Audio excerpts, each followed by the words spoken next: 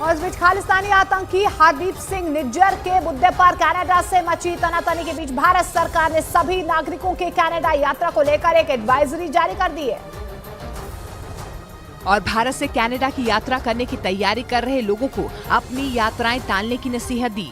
ऐसा इसलिए क्योंकि एक दिन पहले कनाडा की सरकार ने भारत पर खालिस्तानी आतंकी हरदीप सिंह निज्जर की हत्या में शामिल होने का आरोप लगाते हुए अपने नागरिकों को भारत न जाने की सलाह दी थी और फिर भारत ने इस पर पलटवार किया। विदेश मंत्रालय की तरफ से जारी आंकड़ों के मुताबिक कनाडा में 2,30,000 भारतीय छात्र और 7 लाख के करीब भारतीय नागरिक रहते हैं, जिन्हें भारतीय उच्चायुक्त के संपर्क में रहने के आदेश जारी कर दिए गए। माना जा रहा है कि सरकार ने यह आदेश इसलिए जारी किया क्योंकि अगर दोनों देशों के बीच तनाव बढ़ा तो इससे कनाडा में मौजूद भारतीयों को वहां से निकालने में मदद मिलेगी। भारत की खुफिया एजेंसियों के सूत्रों ने खबर दी कि कनाडा में पनाह लिए खालिस्तान के समर्थक 25 सितंबर को भारत के खिलाफ खतरनाक हिंसा को अंजाम देने की तैयारी में, और ये तैयारी पाकिस्तान की खुफिया एजेंसी ISI के साथ मिलकर चल रही है। खबर है कि इसके लिए खालिस्तान के आतंकियों का कनाडा में भारतीय हाई कमीशन के सामने रैली निकालने का प्लान है। लेकिन रैली तो बस एक बहाना है। असल में खालिस्तान के समर्थक रैली के नाम पर अपने भारत विरोधी एजेंडे को हवा देने की फिराक में है। वो विरोध प्रदर्शन की आड़ में रैली में दंगा फसाद कराने की प्लानिंग में है। खुफिया एजेंसियों के सूत्रों ने जानकारी दी कि कनाडा में एक्टिव 20 से ज्यादा खालिस्तानी संगठन 25 सितंबर को कनाडा की राजधानी ऑटवा में भारतीय हाई कमीशन के सामने रैली निकालने वाले हैं और उस रैली में भारतीय हाई कमीशन को दहलाने की साजिश है।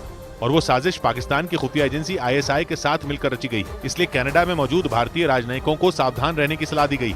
माना जा रहा है कि कनाडा की सरकार के भारत विरोधी एजेंडे की असली विलन वहां की NSA यानी नेशनल सिक्योरिटी एडवाइजर है। कनाडा की NSA जोडी टॉमस वहां के PM जस्टिन ट्रूडो की खासम खास है और पिछले साल ही कनाडा की नेशनल सिक्योरिटी एडवाइजर बनी है।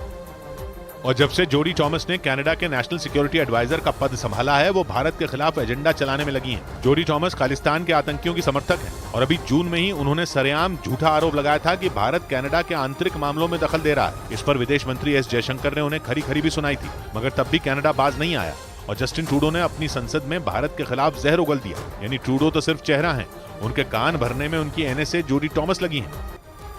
और इस मुद्दे पर न सिर्फ बीजेपी बल्कि कांग्रेस ने भी कनाडा के प्रधानमंत्री जस्टिन ट्रूडो की आलोचना की। कांग्रेस नेता शशि थरूर ने तो इसे जानबूझकर उकसाने वाला रवैया बताते हुए कनाडा के प्रधानमंत्री को नसीहत दे डाली और खालिस्तानी आतंकी निज्जर के मामले में भारत सरकार पर आरोप लगाने पर उनकी जमकर आलोचना की।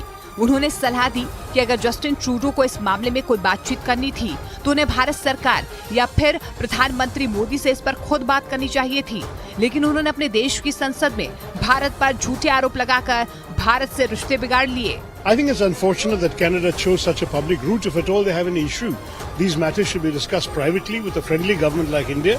ऐसा इसलिए क्योंकि कनाडा ने भारत पर निज्जर की हत्या करवाने का आरोप लगाते हुए भारतीय राजनयिक को निष्कासित कर दिया, जिसके बाद भारत ने भी कनाडा के राजदूत को निष्कासित करते हुए कनाडा में रह रहे भारतीयों को एडवाइजरी जारी कर दी, जिसके बाद दोनों देशों के बीच तनाव बढ़ गया।